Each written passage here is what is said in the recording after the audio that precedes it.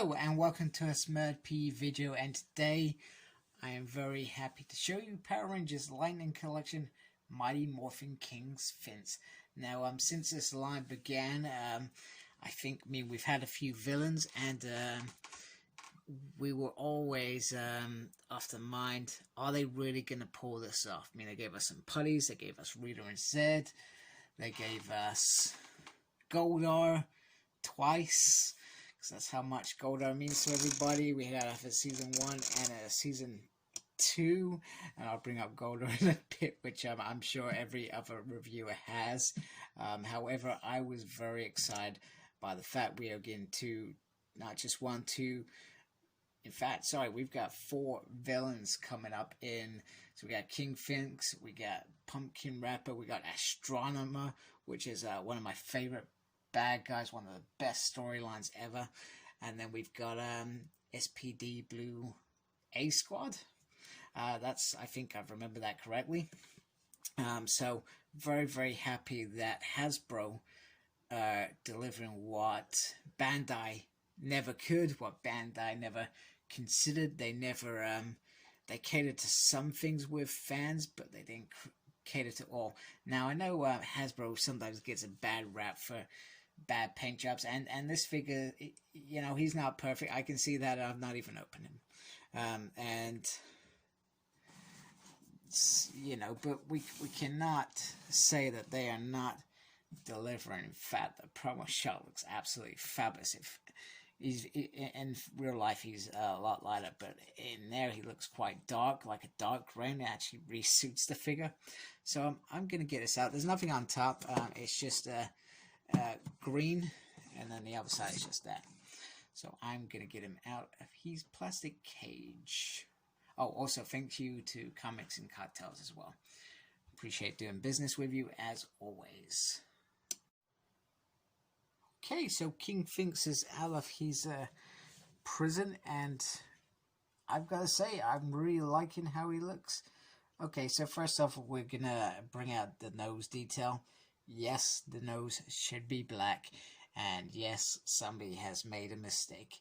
But it's not a big deal. It's not a deal breaker. It doesn't make this figure. It would make it look slightly better, but it's not an overall big deal. But in other words, for other paint apps, that just looks absolutely fantastic. I am digging that head sculpt. Very, very nice. And got some nice detail there. Like I said, if this was the darker gray, I feel like they would have achieved ultimate. Got a little tail there that wiggles around. They would have achieved like the ultimate round of first time releases. But yeah, you know, oh, I've got to say, I'm feeling this figure. He is big, he is bold, and he looks scary as hell. And I'm not just getting a Negan feel from this guy. He also comes with 2 little punchy hands. Oh, no, it's not just punchy hands. Got a little hand one and a punchy one there. He also comes with a nice little staff and an effect for it as well, which, if I get this right, it should go like that. And there we go. That looks very, very awesome. There's a thing that I need to remember. We don't do things on camera because you make them look like trash. And then that just sits in his hand. Now, one thing I will say about that is I wish the staff was bigger, because then you would have it in both hands. And I just feel like it should be the size of his body. That's just my opinion. I said the same about the Swords of Darkness. They made the Sword of Darkness far too small for Tommy, and it was a little bit of a letdown, so to speak. But this figure, stuff should have been big. It also looks a bit cheap, and like somebody hasn't cut off certain shavings very well. But then I guess it's a factory demise, and well, when I first started my career, I worked in a factory for a few months. It is not a fun job to have. I am telling you, I did not enjoy cutting little bits of plastic off. Now, if it was figures, I probably would have loved it. I probably would have done a good job knowing where it ends up. So that's a little bit disappointing for me in terms of this figure. So, but other than that, the paint's not so bad. Like I said, a couple of mistakes on this figure, and it's not just mine, it's everybody's. Not a big fan of the stuff. I don't know what they were thinking then that was good enough, but let's be honest, this deluxe figure as a first go out is pretty darn cool. I am pretty darn impressed as well that they have delivered King Sphinx, and it was one of my favorite probably episodes of Power Rangers when I first started watching it. Episode 3, I think. It's like episode 3 or 4. And after I watched that episode, I was hooked. Well, I haven't stopped watching Power Rangers. I still watch it now when I get the chance. So let's see him with some other baddies. You know what's going to happen, like every other reviewer. Of course, I'm going to bring Goldar out. And of course, I'm going to bring up this very, very obvious choice, height. Now, it's probably about a head bigger than Goldar, and the body is obviously big, and it almost feels like godlike. And that's a great thing about Sphinx is, you know, he was god like monster. But the trouble is, if you go back to that episode, the Rangers were similar height to the monster. Not always. Similar height to Goldar as well, because there were actually people dressed up as these things.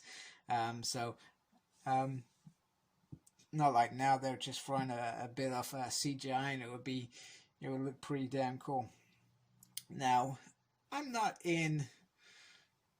don't have a complete issue with him being a deluxe and being bigger, and Goldar just being regular height. I think that actually works, because Goldar would be, you know, the henchman, you know, bringing down saying, "Rangers, meet my new monster, Sphinx," and then it would be like, "Sphinx, go crush them," sort of thing. I could see that really working, and the reason Deluxe is, in my mind, the better option is because, okay, it may not be the same size, but Deluxe add a little bit more fear. You can make them a little bit more bulkier, and therefore bring out their full aesthetic look. I don't think you would have got this look if this was the same size as Goldar. I think we would have been very disappointed and very, very grumpy and very, very anti-Hasbro. So I'm going to give them that. But I mean, if they make a Deluxe Goldar next year, I'm in. I'm buying that. But for now, I can live with this slight size difference and it not really be a big deal. I also threw in a couple of putties. The other putty went for a walk. I'm still here. He's kidnapping me. You know, once again, it's a putty, it's a henchman. He's the main guy. He's the guy you throw at them first, and he's the guy giving the commands, destroy them. So you're never going to get that Goldar and Sphinx team up against Jason that you probably want, but you do still have a very, very awesome figure here. So this is what I was talking about. If you get Jason, I've just brought out him. I've not brought out the other Rangers. Fine against the evil Sphinx. You know, his height is superior and makes it look that little bit more scarier. Once again, disappointment with this, because this could have been, you know, a real, I don't know, menacing hook. I mean, just look at that. He's like, hell yeah. You belong to me, Jason. That was quite cool. I actually dig that. More than I should have. It was meant to be a little Bo Peep joke, you know, when you get a little thing, you'd be like, Leo, get over here. So, all in all, I am very impressed with King Sphinx. Not perfect. You can complain about the height difference. I am in with the height difference.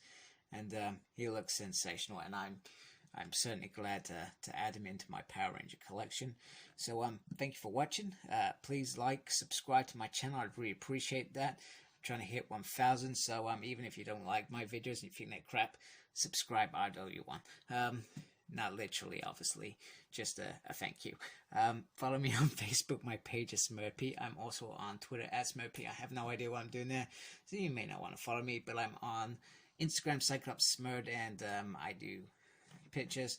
Not saying they're very good pictures, but they're pictures. So thank you for watching, and embrace the geekiness. Take care. Goodbye.